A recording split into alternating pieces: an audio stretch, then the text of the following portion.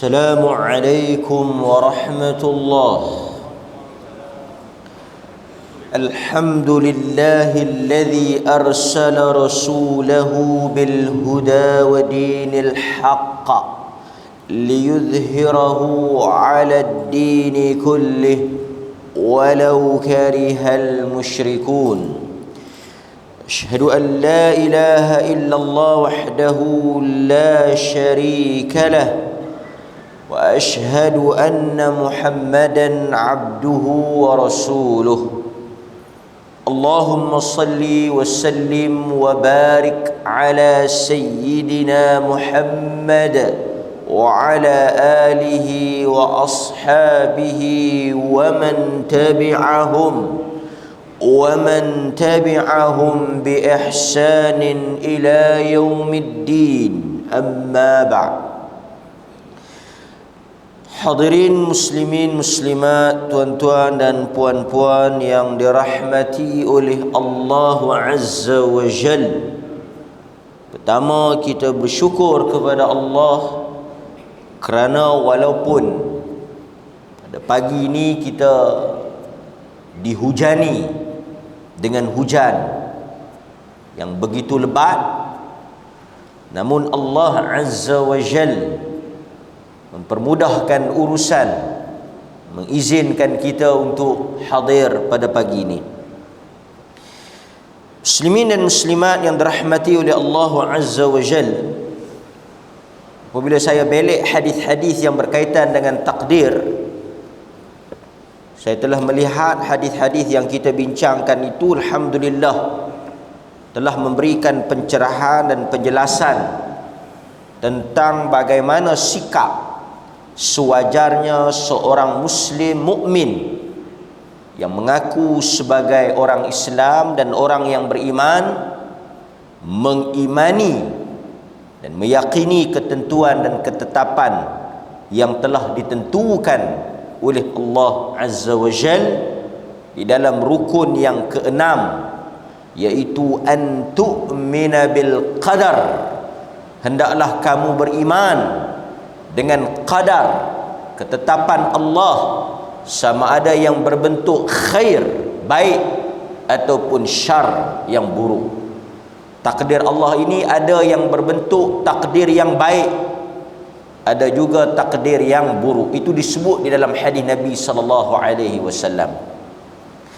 Apa sahaja ketentuan dan ketetapan takdir yang telah ditentukan dan ditulis oleh Allah di dalam ilmu dan pengetahuannya, maka sewajarnya wajib bagi orang-orang yang mengaku mereka beriman untuk menerima dan beriman, mengakui apa sahaja yang telah ditulis oleh Allah.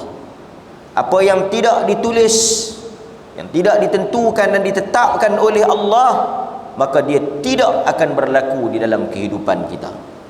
Seperti yang telah kita baca di dalam hadis-hadis sebelum ini, antaranya hadis Ibnu Abbas yang diriwayatkan oleh Al-Imam At-Tirmidzi. Sesuatu yang tidak ditulis, wa'alam law anna hadhihi al-ummah law ijtama'at an yanfa'uka aw yadurruka.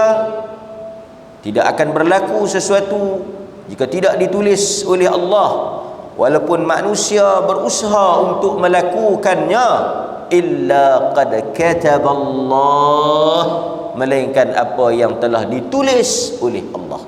Itu disebut oleh Nabi ketika dia mendukung atau mengendong Ibnu Abbas yang masa itu masih kecil.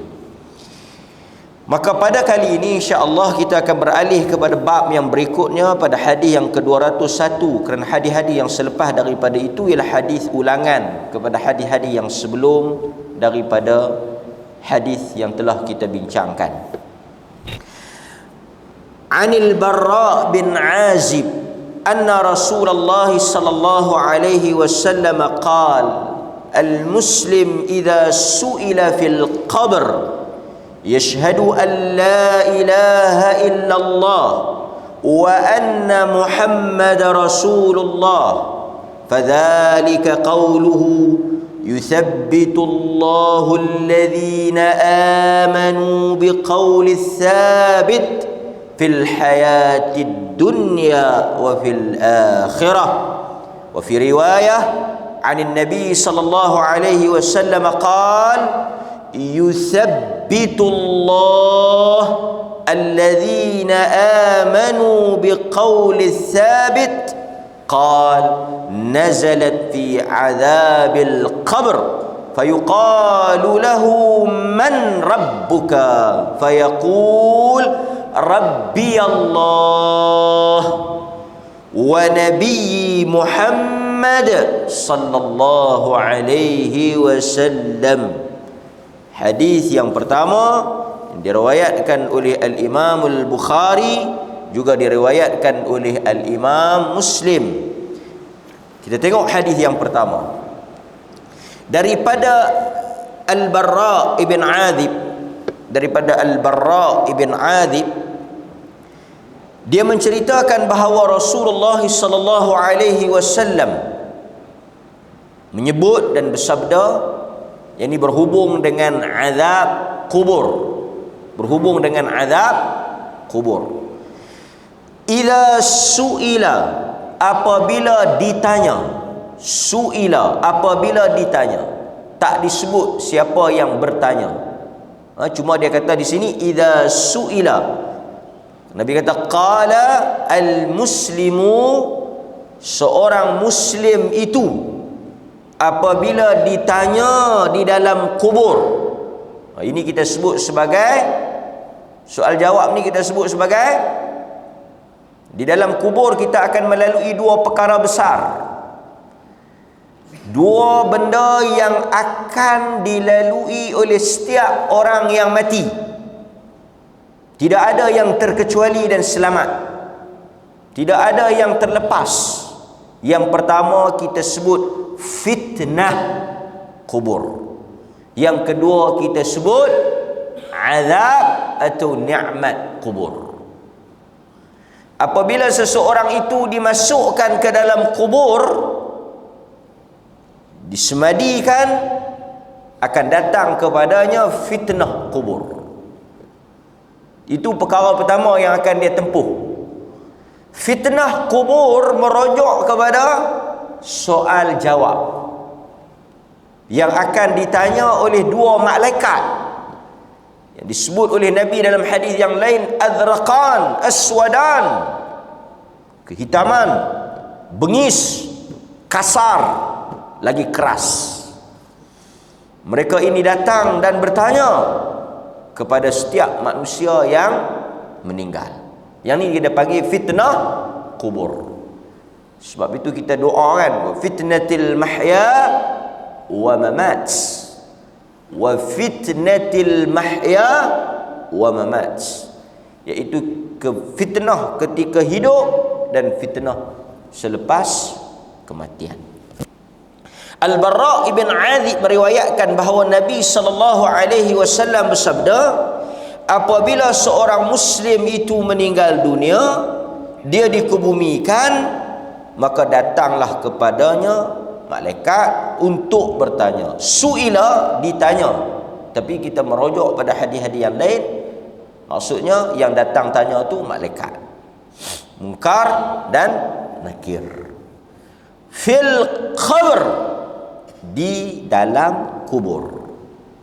Jadi kita dah jelaskan juga tuan-tuan, penyebutan azab kubur ini kerana kebiasaannya manusia bila mati dikuburkan.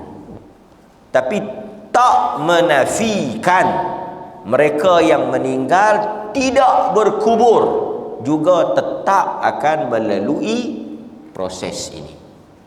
Mereka yang meninggal tidak berkubur, tak ada kubur, mati lemas, hilang di laut, tak dijumpai mayat. Ada?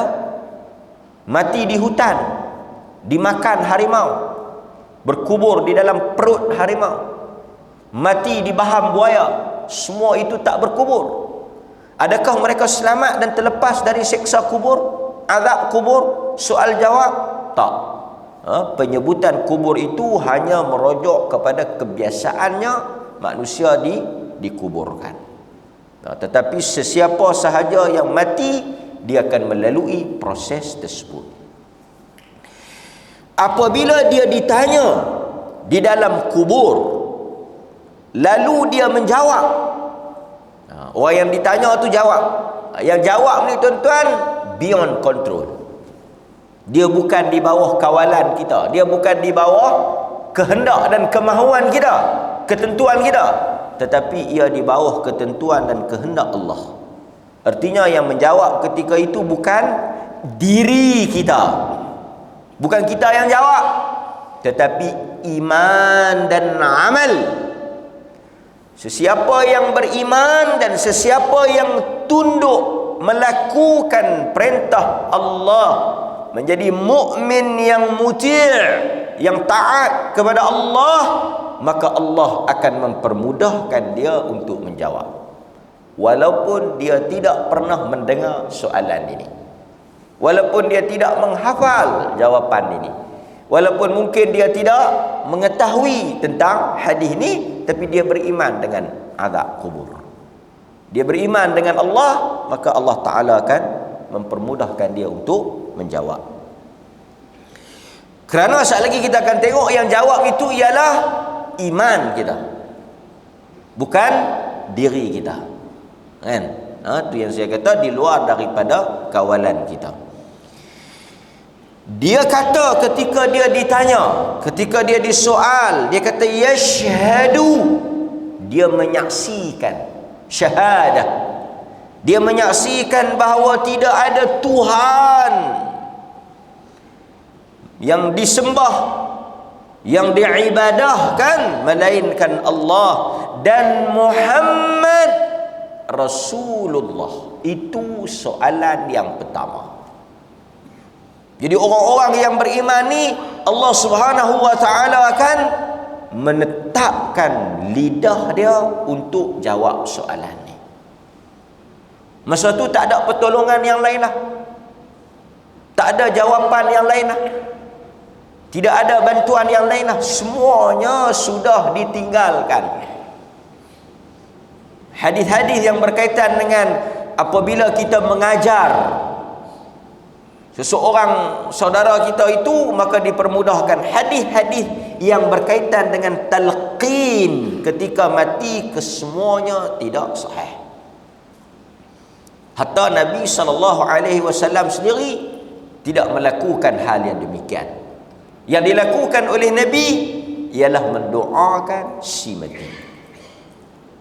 Adapun wahai fulan bin fulanah, hendaklah engkau menjawab dan janganlah engkau takut akan datang kepada engkau.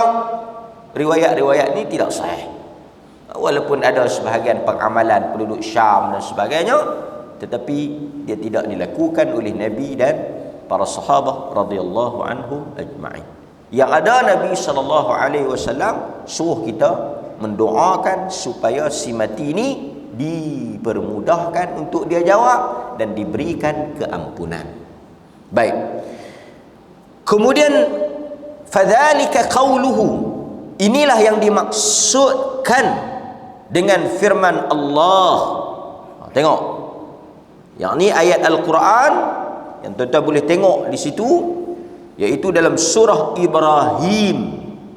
Surah Ibrahim. Sebelum daripada itu, kalau tuan-tuan tengok surah Ibrahim tu yang ayat 200, ayat 24. Pada ayat 24 surah Ibrahim tu menerangkan tentang kalimah yang akan kita jawab. Tapi sebelum daripada itu, Allah Azza wa Jal menyebut yuthabbitullahu alladhina amanu, dan ditetapkan oleh Allah alladhina amanu, orang-orang yang beriman. Nampak penyebutan orang-orang yang beriman. Yuthabbitullah, sabbata yuthabbitu, ditetapkan, diteguhkan, dikukuhkan, dipermudahkan oleh orang-orang yang beriman ini, alladzina amanu bil qawli sabit, dengan perkataan yang kukuh dan teguh.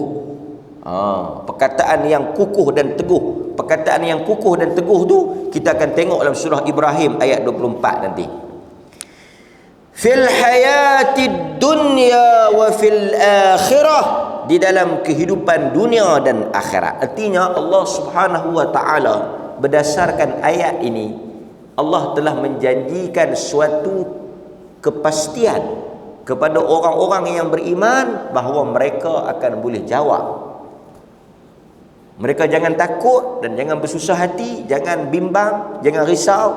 Allah Ta'ala telah janji, Allah Ta'ala telah sebut bahawa orang-orang yang beriman, dia akan teguhkan untuk mereka menjawab.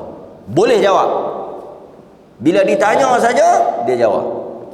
Itu yang dikatakan yuthabbitullahu alladhina amanu, ditetapkan, dibantu dan diteguhkan perkataan orang-orang yang beriman. Baik. Kemudian di dalam riwayat yang lain, tuan-tuan tengok di bawah tu dia kata wa fi riwayah. Wa fi riwayah, maksudnya dalam riwayat yang lain, dalam riwayat yang lain dinyatakan bahawa firman Allah, yusabbitullahu alladhina amanu biqauli tsabit, ini turun berdasarkan kepada kisah azab kubur.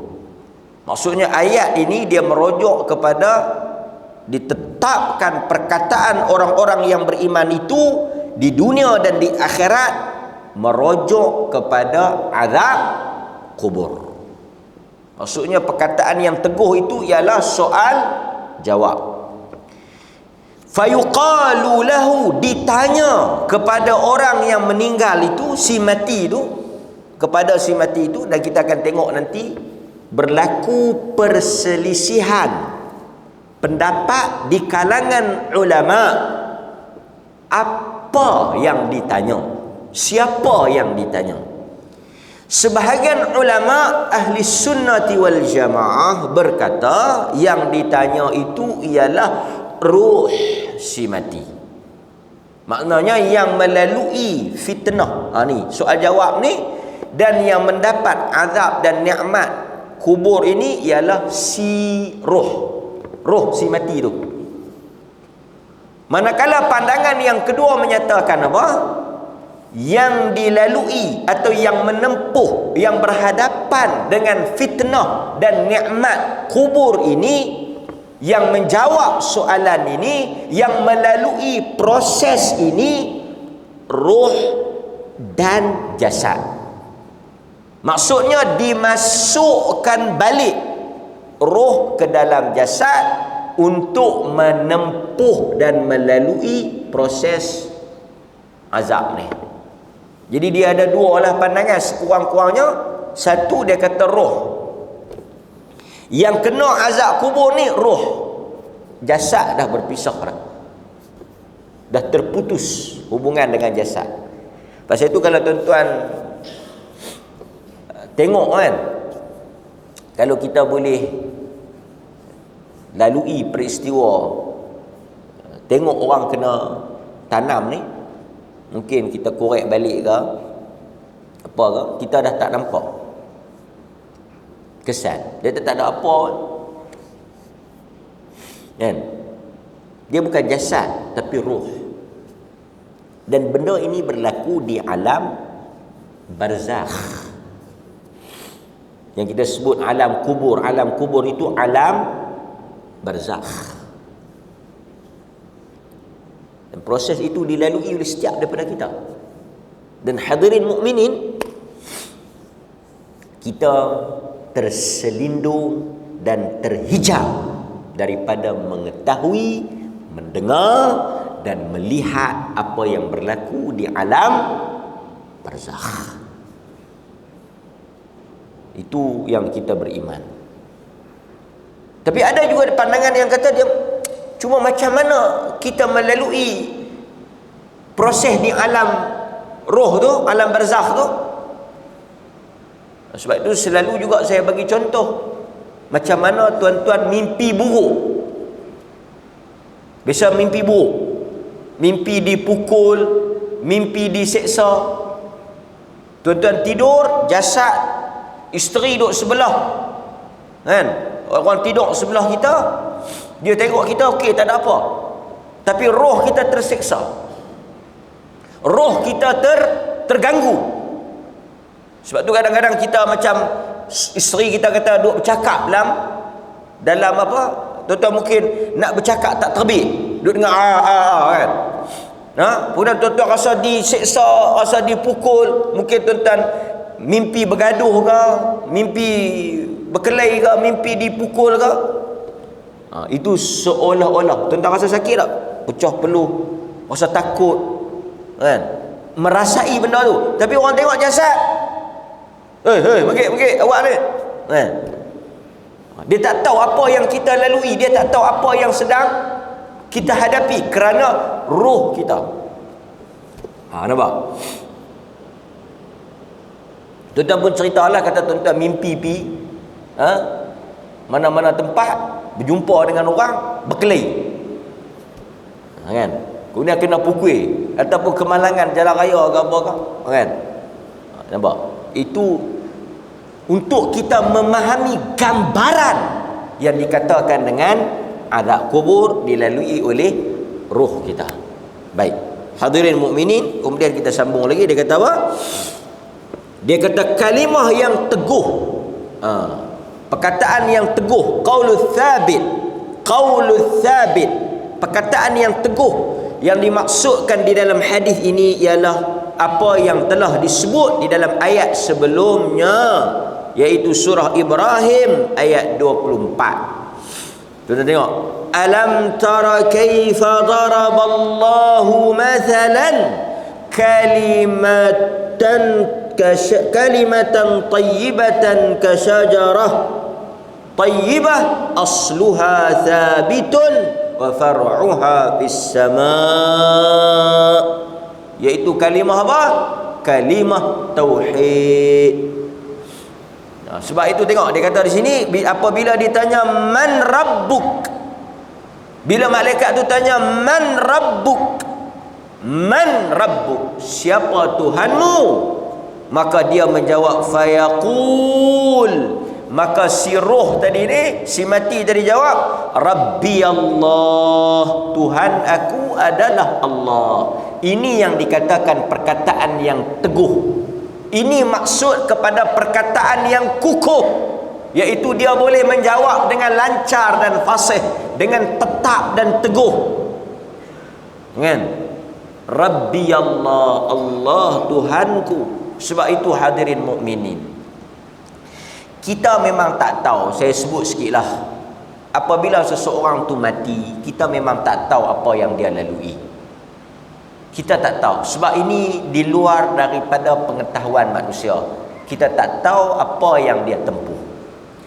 Tetapi tuan-tuan, di samping kita risau dan kita takut dengan apa yang dia akan lalui, kita sedih dengan apa yang menimpa dia, kita bimbang apakah dia akan berjaya ataupun tidak, di sana kita ada sedikit ketenangan dan kelegaan jika kita mengenali dia sebagai orang yang beriman dan orang yang saleh.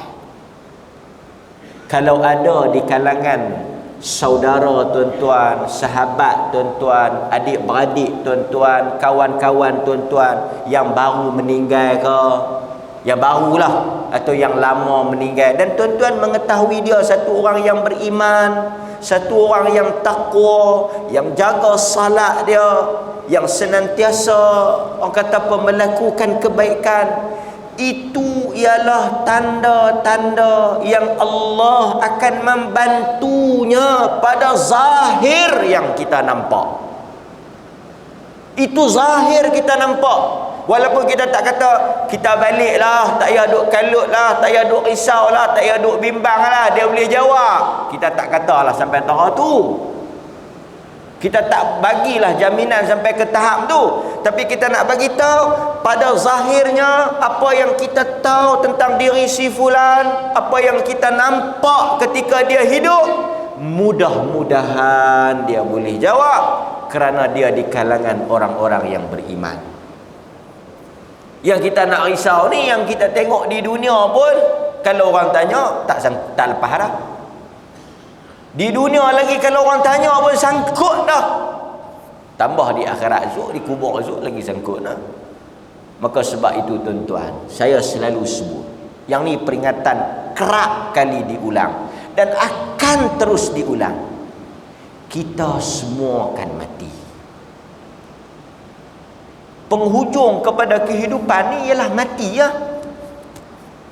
Kita semua akan mati.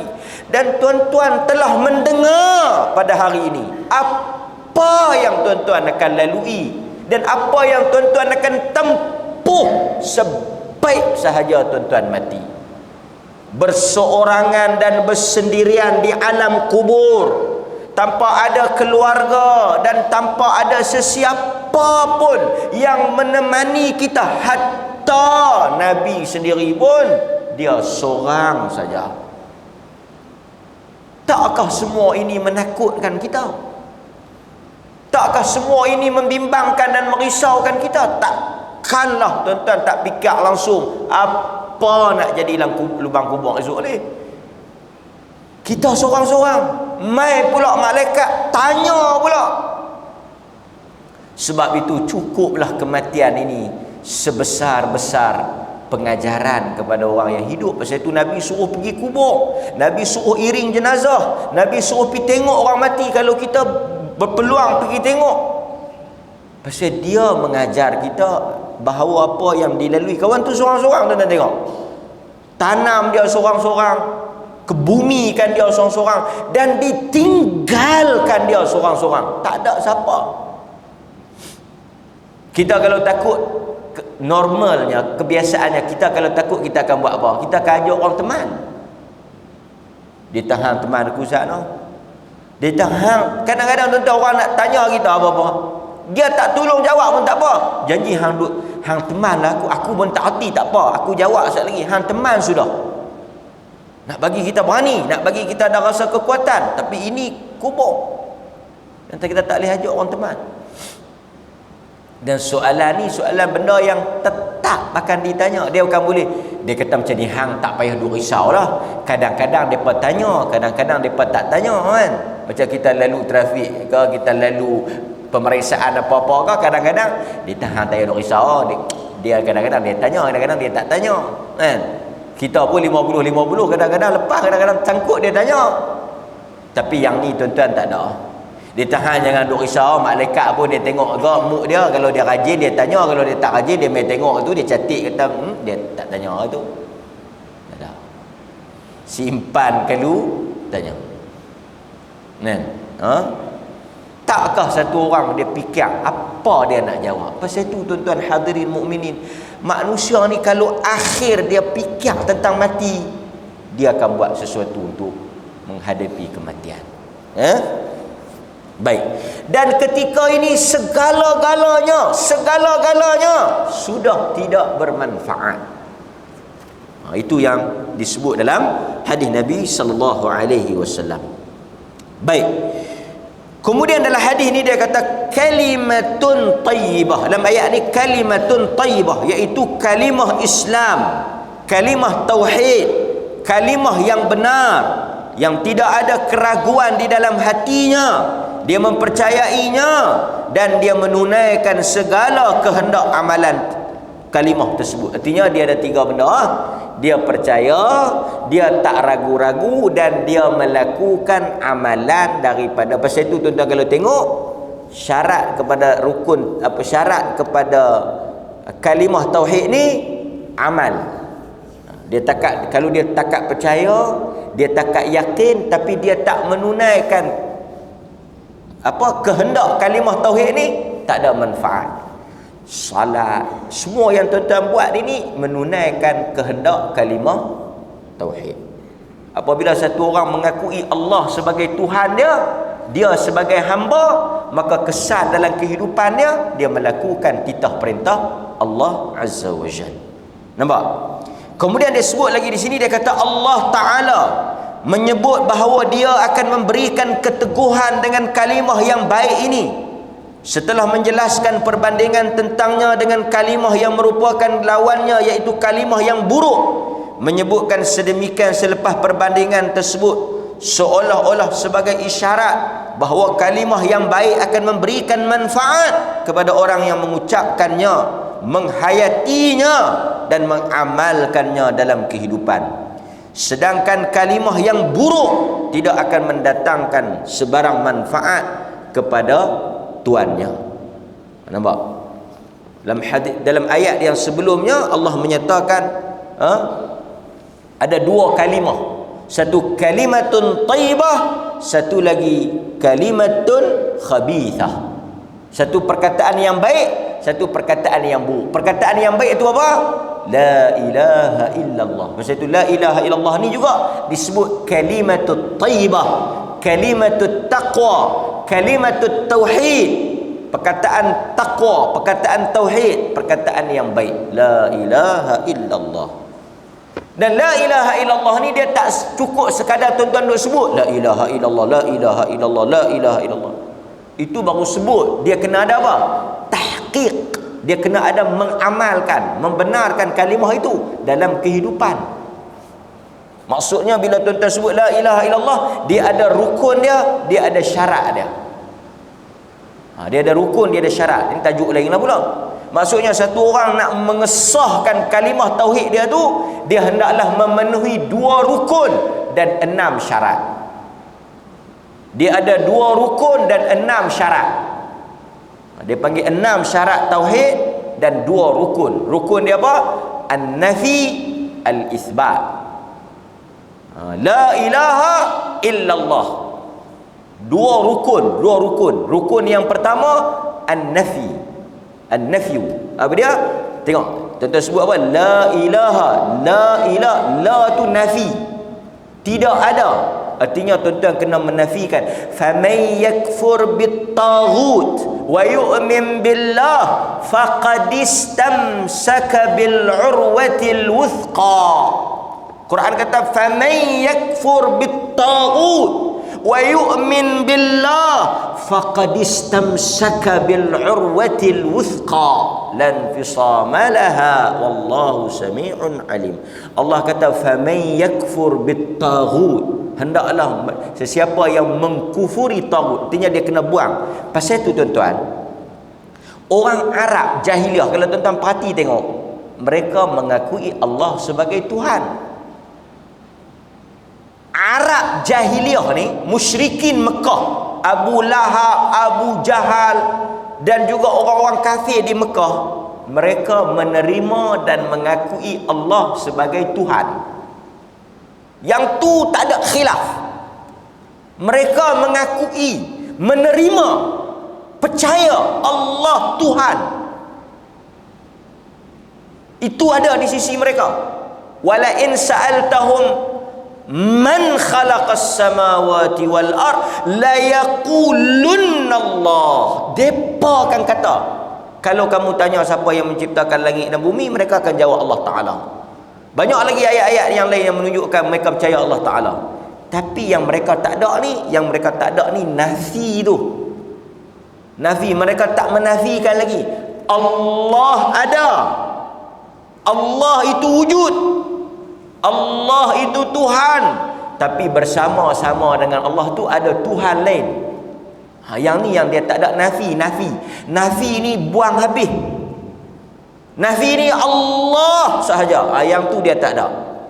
Sebab itu apa yang Nabi suruh mereka sebut? Qulu la ilaha illallah. Katakan tak ada Tuhan. Bukan katakan. Nabi tak katakan Allah itu Tuhan. Memang mereka kata Allah Tuhan. Tapi apa yang mereka tak kata? Mereka tak kata hanya Allah Tuhan, tak ada Tuhan selain Allah. Yang tu mereka tak kata. Mereka kata Allah Tuhan, bersama-sama dengan Allah ada Tuhan lain. Tuhan perang, Hubal. Tuhan untuk pergi perang, untuk tolong kita perang, nama dia Hubal. Pasal itu bila mereka nak pergi perang, mereka kata Bismi Hubal, dengan nama Hubal. Hubal ni apa? Tuhan perang. Jadi kita tuan-tuan, apa dia? Allah saja. Itu nafi. Pasal itu kita kata la ilaha. Sebab itu orang yang pada masa yang sama, pasal itu tuan-tuan, tak betul orang yang kata apa dia, Allah Tuhan, tapi pada masa yang sama bila dia sakit, bila dia susah, dia meminta pertolongan kepada selain Allah. Artinya dia telah menyungutu, yang tu yang kata mensyirikkan Allah tu. Nampak?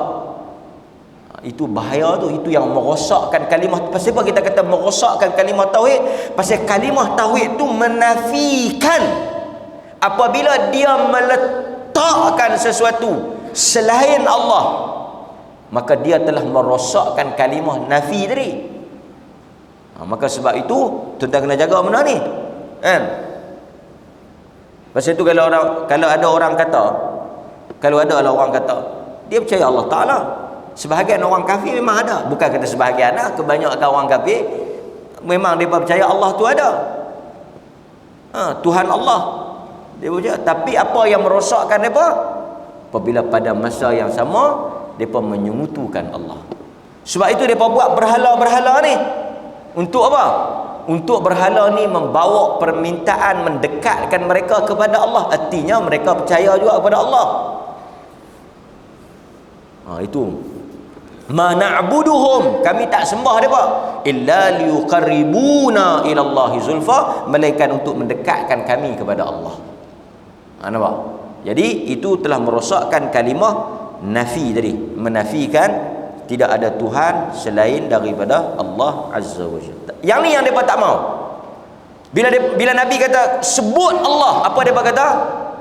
Bila Nabi kata la ilaha illallah, apa yang depa kata? Depa kata dalam Quran sebut, adakah engkau nak menjadikan Tuhan-Tuhan ni alihah? Adakah engkau nak menjadikan Tuhan-Tuhan yang banyak? Alihah ni jamak kepada ilah.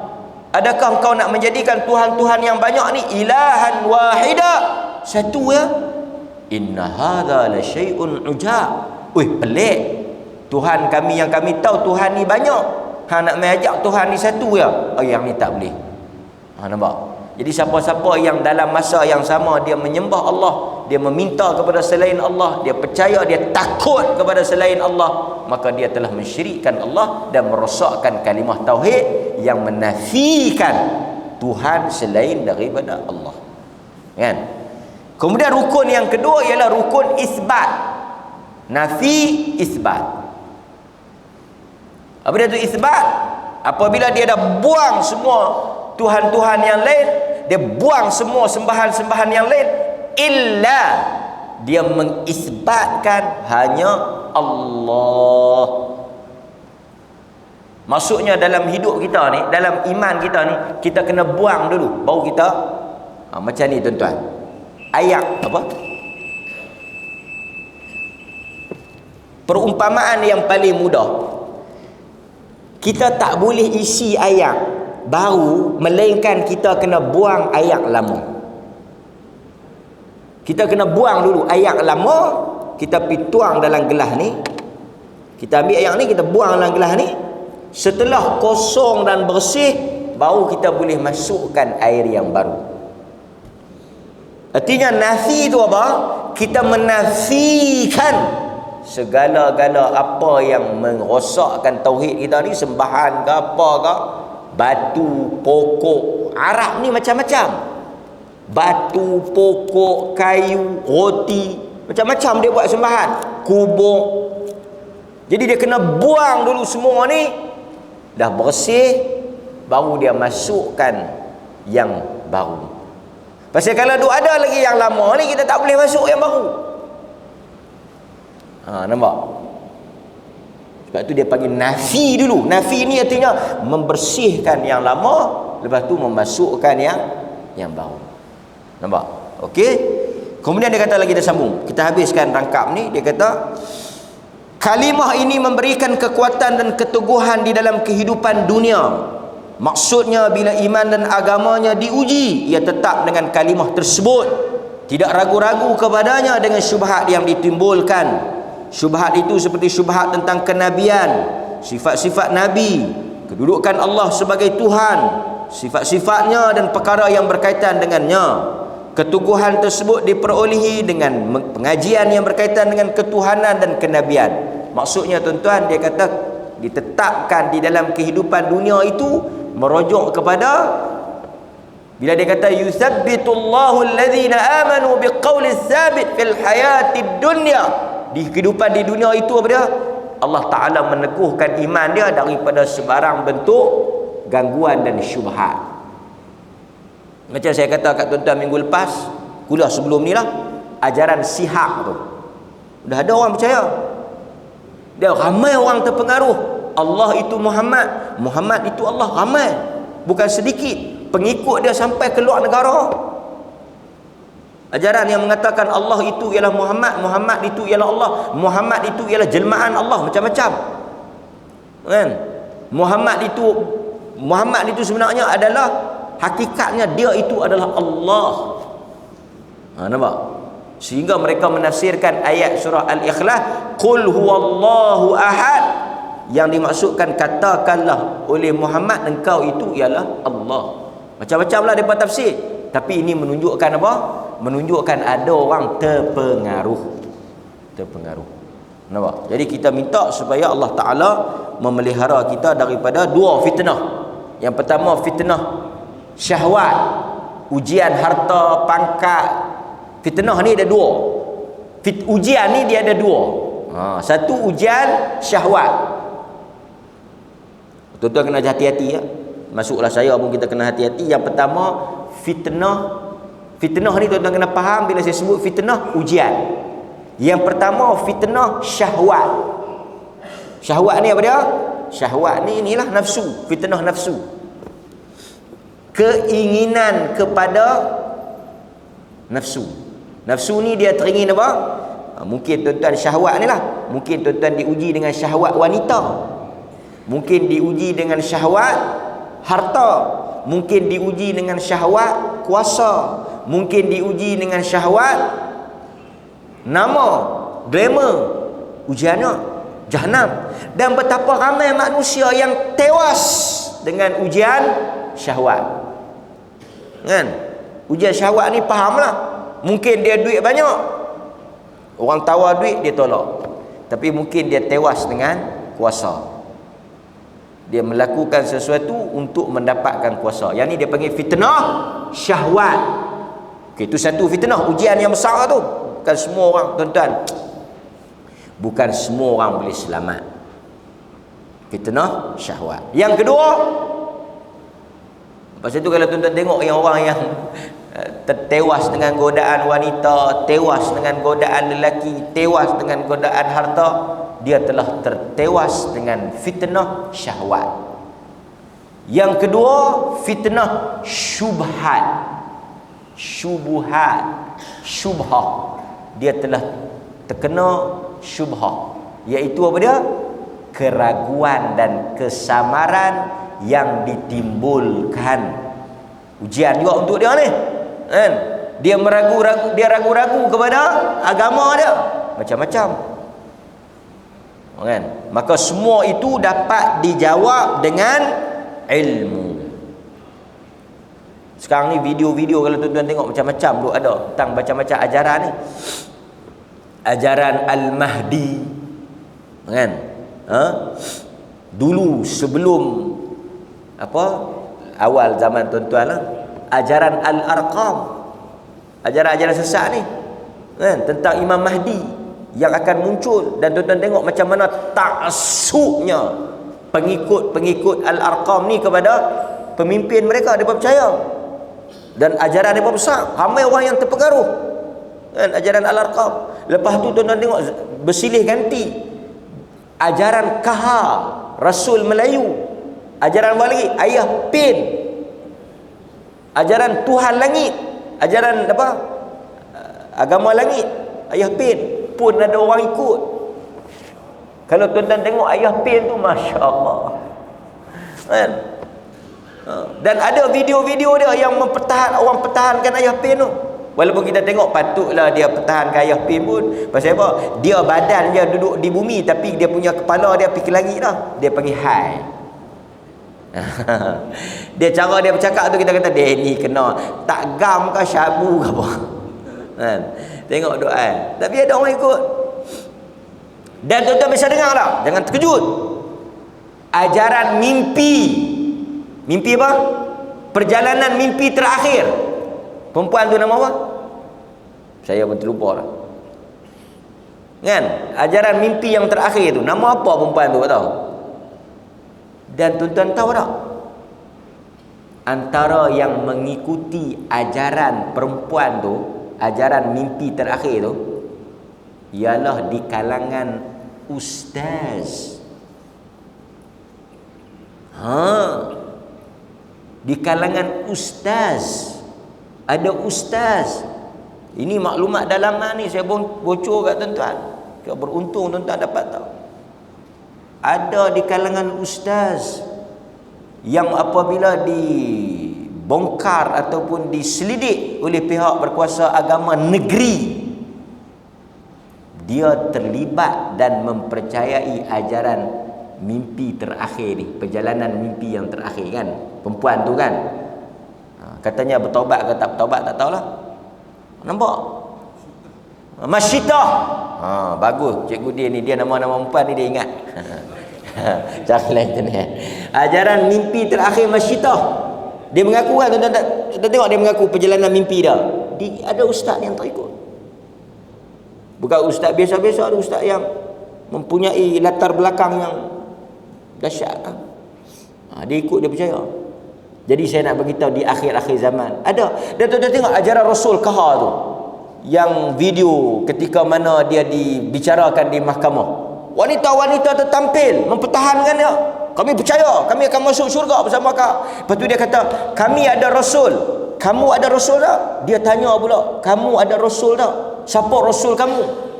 Semangat dia tanya.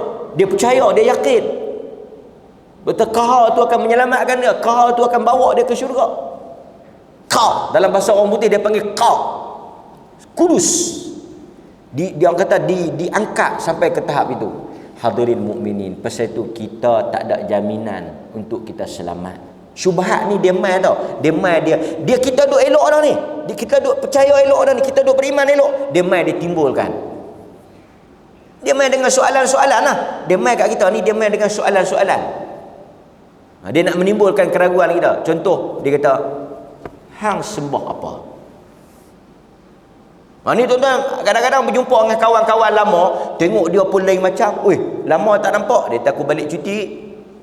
Macam mana hang duk buat apa lah? Aku dah duk mengaji sikit-sikit. Hang mengaji apa? Adalah aku duk mengaji sikit. Ceritalah sikit kat aku. Kita hang duk sembahyang lama ni, hang sembah apa? Sembah Allah lah. Hang yakin ke hang sembah Allah? Nampak? Allah lah, sembah apa lagi? Hang cerita kat aku, Allah tu apa? Allah tu Tuhan lah. Tahulah Tuhan, tapi Allah tu apa? Hang sembah benda yang hang sendiri tak tahu. Jam. Tuan-tuan yang duduk di kampung, duduk meh-meh yang 5 waktu, azan dia meh semayang, azan dia meh semayang, dia yang tuan-tuan tengok jemaah pun tak meh. Tuan-tuan boleh pergi duduk percaya kat dia. Allah tu apa? Allah tu Tuhan. Kalau Allah tu Tuhan, hang cerita kat aku, apa tu Tuhan? Tuhan lah. Hang belum kenal Allah. Hang belum kenal Allah. Dan Allah kata tak sah orang yang sembah dia tak kenal dia. Kerana perkara pertama dalam agama mengenali Allah. Macam mana nak kenal Allah? Kenal diri kita. Siapa hang? Dia kata, abang nama kita, nama aku Din. Siapa Din? Din lah. Hang tak kenal lagi diri hang. Itu zahir. Apa hakikat diri hang? Tuan-tuan pun mengangor. Betul juga no. Hang balik pergi fikir. Aku tak mau kata apa, tapi hang balik pergi fikir. Siapa Allah dan siapa diri hang? Sebab dia tu dia baca lah hadis. Yang kita pun yang jenis tak tahu hadis apa semua ni. Man arafa, hadis ni palsu. Mana-mana kawan tuan-tuan yang baca hadis ni, habaq kata, hang duk ajak kenal Tuhan, hadis pun hang tak kenal, sudah. Tuan-tuan buh-buh tu ya. Hadis yang selalu dia duk guna, Man arafa nafsah faqad arafa rabbah. Siapa yang mengenali dirinya, dia akan kenal Tuhan. Hadis ini palsu. Hadis ini bohong. Dusta atas nama Nabi. Nabi tak kata. Lepas tu kita pun balik duk fikir. Dia tak akan jawab tu. Perjumpaan pertama dia tak akan jawab. Dia akan biarkan tuan-tuan tertanya-tanya. Sebab orang yang tertanya-tanya ni mudah untuk dia nak scam. Dia balik fikir. Dia tak akan jawab dengan Quran, dia tak akan jawab dengan hadis. Dia pun tak akan jawab ni, dia tak baca dalil. Dia akan suruh kita fikir. Kita pun balik duk fikir. Dia tahan balik fikir. Balik fikir. Siapa diri hang? Macam mana tuan-tuan nak kenal diri tuan-tuan? Tak tahu lah. Dia kata selagi mana hang tak kenal diri hang tak kenal Tuhan. Dan selagi mana hang tak kenal Tuhan, artinya hang sembah sesuatu yang hang tak kenal. Macam mana boleh sah semayang hang sedangkan hang semayang hang benda yang hang tak kenal? Kita pun mula duk susah hati, mula duk fikir.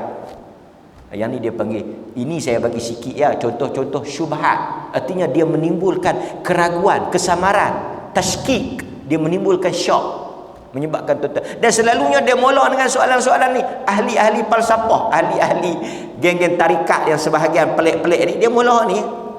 Lah kali tuan-tuan tengok, mereka yang terlalu kenal Tuhan tu, yang mereka mayang pondok.